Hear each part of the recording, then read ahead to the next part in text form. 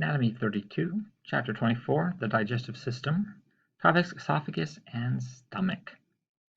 So now that we have reached the esophagus, we are now in the GI tract proper, where we have this long, meaty tube that goes from the esophagus all the way down to the anus.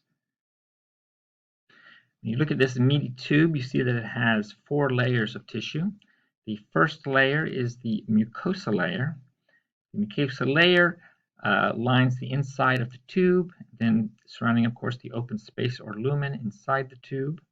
The mucosa layer has epithelial cells on the surface, some of them goblet cells producing mucus, as well as some glands that will produce mucus. And then there are lymphatic tissue structures, mucosa-associated lymphatic tissue, as well as blood vessels in this layer, and also a thin layer of smooth muscle tissue called muscularis mucosae. Out from that is the submucosal layer. The submucosal layer is mostly connective tissues that house glands and blood vessels and nerves, especially the submucosal plexus, which is part of the enteric nervous system. Out from that is the muscularis layer. This is where we find the majority of the smooth muscle tissue that can affect the GI tract. And there are usually 2 layers of smooth muscle tissue, the circular layer and the longitudinal layer. Circular layer, when it contracts, will decrease the size of the lumen. Longitudinal muscle layer, when it contracts, will shorten slightly the length of the GI tract. Also found here is the myenteric plexus, which is also part of the enteric nervous system. And then the outermost layer is the serosa. Serosa is primarily areolar connective tissue and some epithelial tissue specifically from the visceral layer of the peritoneum. So the visceral layer of the peritoneum helps to form the serosa. So deep to superficial, the layers are mucosa, submucosa, muscularis, and serosa. Esophagus. Esophagus is that meaty tube going from the inferior of the pharynx, travels behind or posterior to the larynx and trachea, leaves the neck area or cervical region and enters the mediastinum of the thoracic cavity. It passes behind the heart and eventually passes through the diaphragm into the abdominal cavity, connecting to the stomach in the upper left quadrant of the abdominal cavity.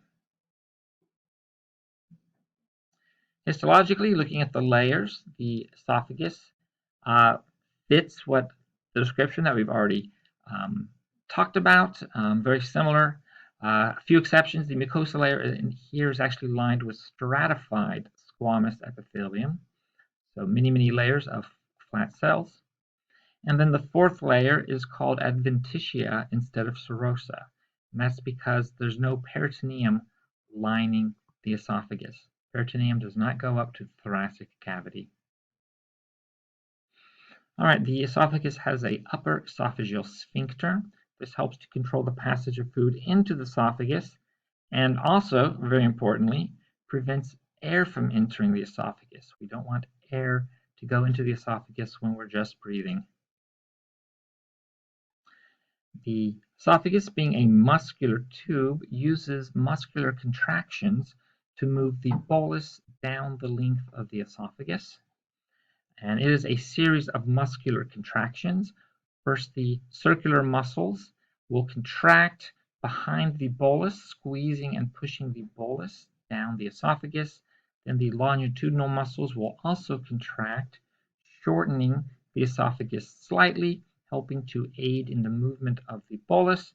And then you just continue having the muscles continue to contract behind the bolus, allowing it to move further and further down the esophagus until it eventually reaches the stomach, which of course means that you could stand on your head and eat something and swallow and it would make it to your stomach because it's muscular contractions. At the lower end of the esophagus is the lower esophageal sphincter, And the function of this sphincter is to prevent the contents of the stomach from backing up into the esophagus. Heartburn is when the lower esophageal sphincter doesn't close properly and some of the gastric juices enter the esophagus, and the acidity causes irritation and discomfort. Heartburn is usually an isolated event that occasionally occurs. Gastroesophageal reflux disease is when the lower esophageal sphincter frequently fails to close properly and leading to chronic discomfort as the contents of the stomach frequently enter the esophagus and can even travel fully up the esophagus and to the larynx, leading to laryngitis, causes chronic pain and discomfort, and the damage can trigger esophageal cancer. The stomach.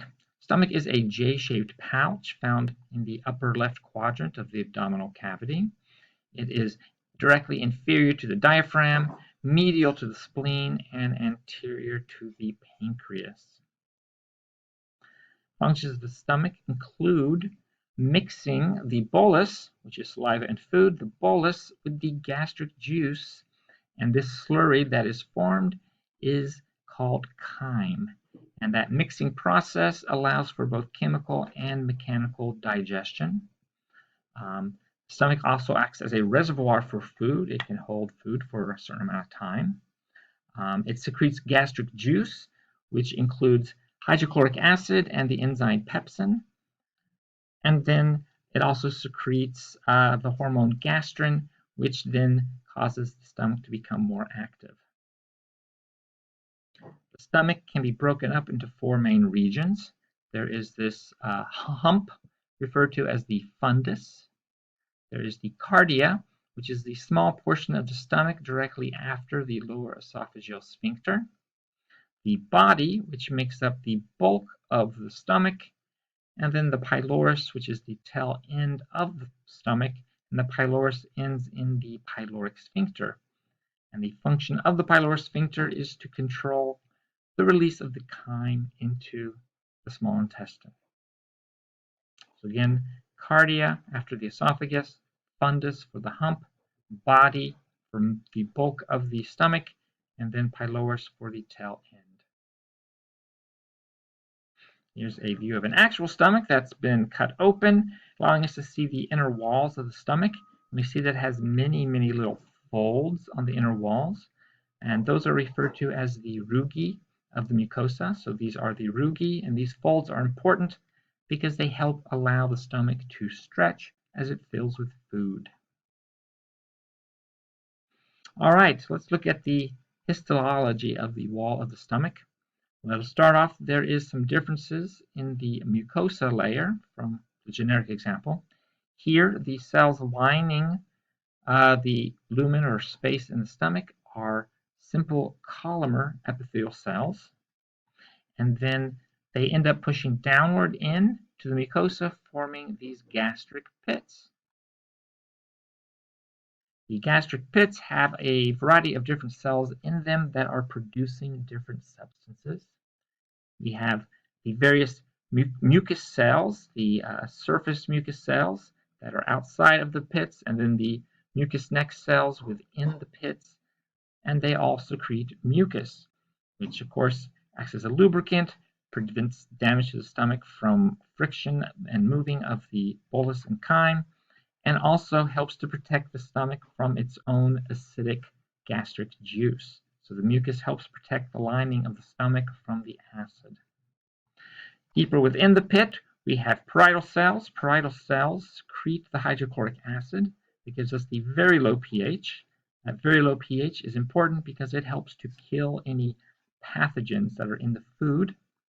Parietal cells also secrete intrinsic factor, and the intrinsic factor is needed to help absorb vitamin B12. It also secretes, it also is able to activate the lingual lipase that was produced in the saliva. So the low pH activates the lingual lipase. Then we have chief cells. Chief cells secrete pepsinogen, which is a protein that, when in the Environment of low pH becomes pepsin, and pepsin breaks down proteins. So the chief cell produces pepsinogen, which turns into pepsin because of the low pH in the stomach, and that digests proteins. And then it also releases gastric lipase, which will help to digest lipids and fats. We have two lipases breaking down fats.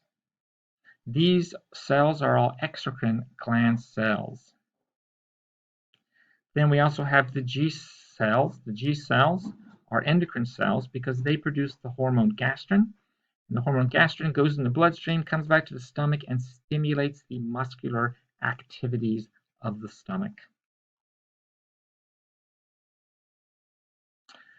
All right, that's the mucosa. The submucosa is as expected. The muscularis layer, however, is different. In the stomach, the muscularis layer has 3 layers of smooth muscle tissue, as the outer longitudinal layer, the middle circular layer, and the inner oblique layer. And this allows for all the movement within the stomach to allow for the mixing of the bolus with the gastric juices. And then the 4th layer, the serosa, is as expected. And that is it for this part of chapter 24.